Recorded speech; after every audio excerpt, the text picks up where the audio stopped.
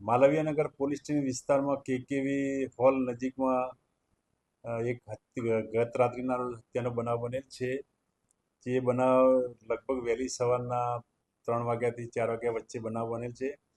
જે મરણ જનારે જે અજાણ્યા ઈસમ પાસેથી ફોન કરવા માટે મોબાઈલ માગેલ અને તેના મોબાઈલ પરત ના આપી, જેથી અજાણ્યા ઈસમે એને પથ્થર મારી, માથાના ભાગે પથ્થરો મારી અને ઈજા કરી અને મૃત્યુ નિપજાવેલ છે.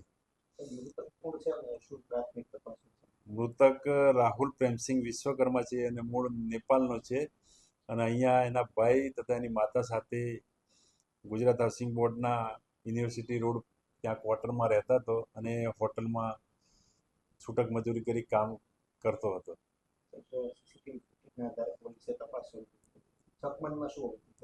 હાલમાં પોલીસે FSL અધિકારી રૂબરૂમાં પંચનામો કરી તેમજ CCTV ફૂટેજ ચેક કરી અને આરોપીની શોધખોળ ચાલુ છે અને તેમજ આરોપી મળી આવવાની પૂરેપૂરી સંભાવના છે, જેના આધારે મળી આવે અટક કરી અને કાયદેસર કાર્યવાહી કરવામાં આવશે.